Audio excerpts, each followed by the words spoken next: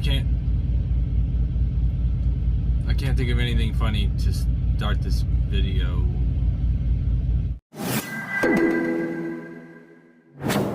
What up, guys? I am shutting down. It is 11 o'clock in the morning. I've been at it since about 10 o'clock last night. Barely got this load here 15 minutes early, but I got it.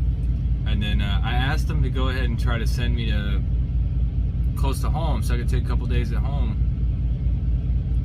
And they pre-planned me, and it was the first time I had to deny a load, just because I wouldn't feel safe taking it with the amount of sleep that I've gotten lately. And I'm like, it was due on the 9th, which is 2 days from now at 4 in the morning, and it's in Louisiana. So it would have taken me about 13 or 14 hours to get there. So that's easily 2 days.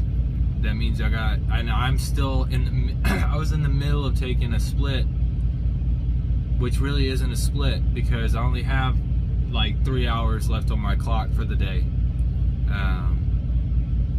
It wouldn't have worked out. So I was like, man, I don't know. I could probably get it there, but I wouldn't feel safe doing it because of the lack of sleep that I've gotten. So he's like, you know what, bro?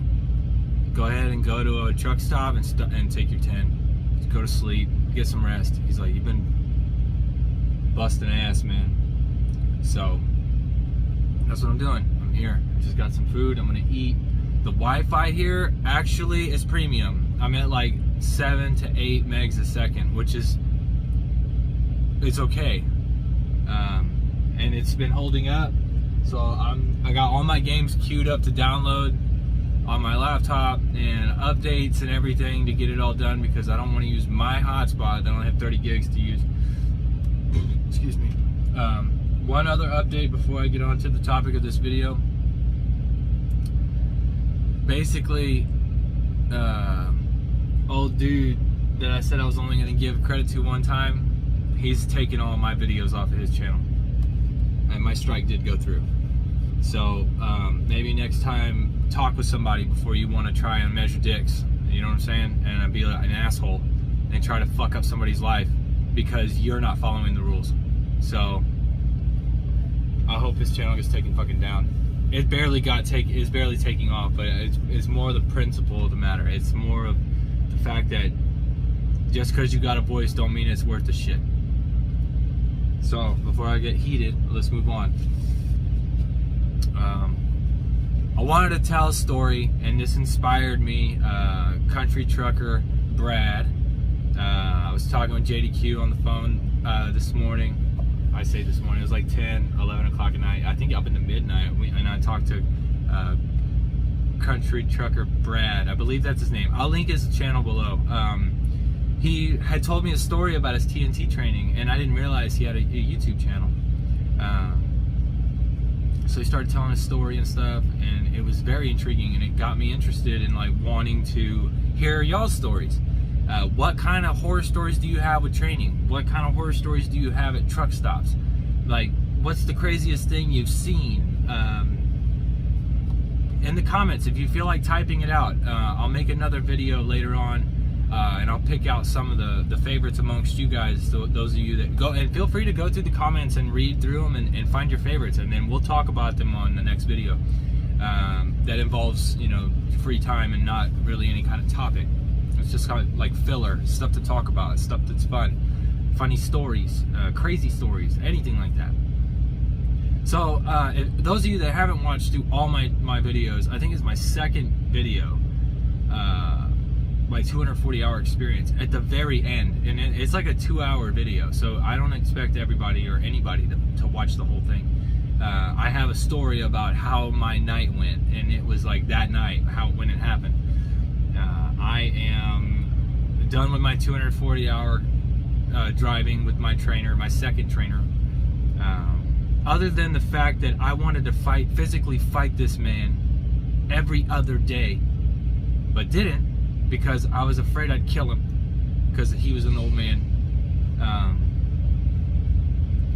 It's the way that he talked to me, disrespectful, and he's so oblivious to it all that he didn't even realize he was doing it. And I constantly had to remind him, like, I need you to stop talking to me like I'm one of your kids.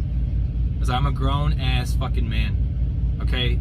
I'm sitting here and I'm turning or whatever, and if I even so much as like turn the wheel a little too much, he's like, oh, like, or do you want me to flip the fucking truck over? You know what I mean? Way over the top, way too over the fucking top, okay? He wanted to be a teammate, right? He wanted to be teams, man. I need you to be my boy. Let's get this load delivered. But when it came to like cleaning the trailer, you know, or fucking having to go into the store for something small, all of a sudden he can't do that. We're not a team no more. I'm the one that needs to sweep the trailer out. I'm the one that needs to fucking go into the store. And then I was like, I put a stop to that shit real quick. I'm like, bro, you were talking about all this shit about being teammates, yet it's all me when it comes to the physical shit.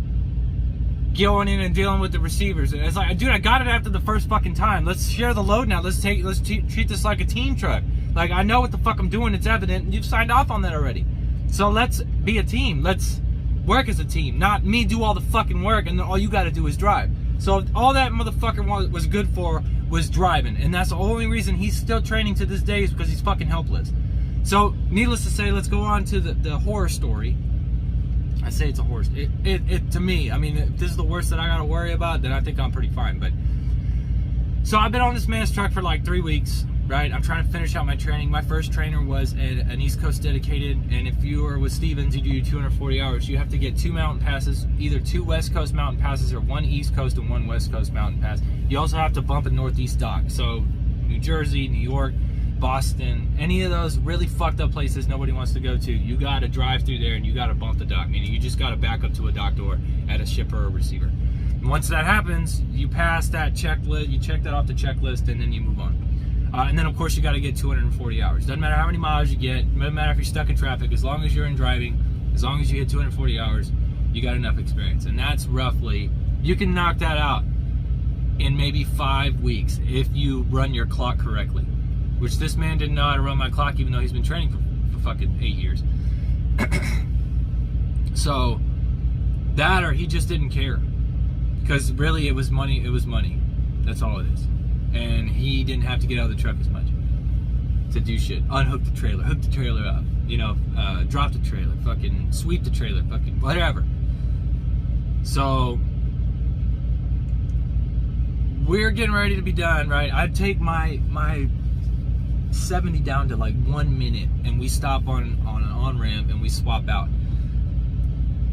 It's only about an hour or so back to Dallas to the yard there at Stevens, and then that's it, I'm done. So I've got 3 weeks worth of shit on this man's truck that I gotta haul around, and I'm thinking he's gonna drop me off at the Luna Lodge, which is where we're staying, and my student counselor told me that I was gonna have a room there. So no. And it was on a fucking Sunday, so none of the shuttles were running, so I had to pay for an Uber to take me with all my shit.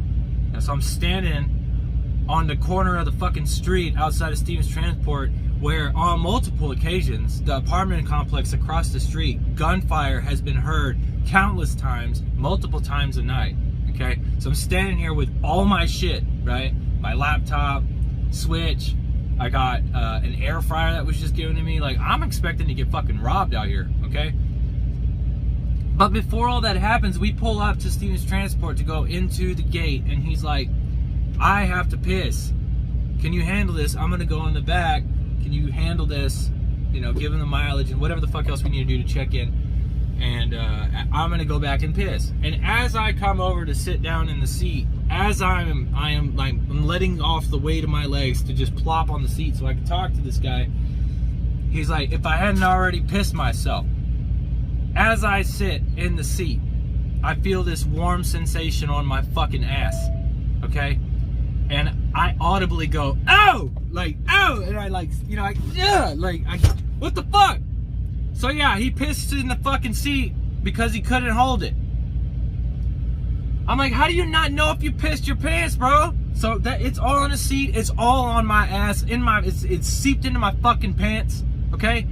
I sit in an Uber with my piss ass, with all my shit, go to the Luna Lodge, This man lets me unpack the whole truck by myself. He doesn't help me get anything out of the fucking truck. Now I get it, he could be embarrassed because he pissed his fucking pants, but I had just cooked chicken in the air fryer that I now have to clean because he gave it to me, which I'm grateful for, don't get me wrong. But I have the air fryer, I got my chicken on a plate, and as I'm trying to get all my shit out, I got blankets, I got a sleeping bag, I got a gym bag, my backpack, my shower bag, and all this shit's on my shoulders. It's an additional like 120 to 150 pounds of shit. Okay, and I'm walking around with it. And so I go to the dispatch and I ask them, is there a shuttle running? No, it doesn't. I was like, all right, I guess I'm gonna have to take an Uber. Yeah, that's what I gotta do. So I go out there, I stay out there. I get into this man's Uber. I load all my shit in his Uber. Piss stained pants. Not mine, by the way. It's you, obviously. So we're rolling. This guy hits the railroad tracks so fucking hard, I hit my head on the top of his car. And he's in like an SUV. So, you know, needless to say, I gave him an extra tip for that because that was the laugh that I actually needed.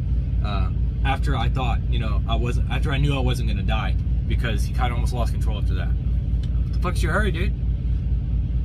So I get to the Luna, all my shit, right? I go to talk to the lady. There's no fucking rooms available.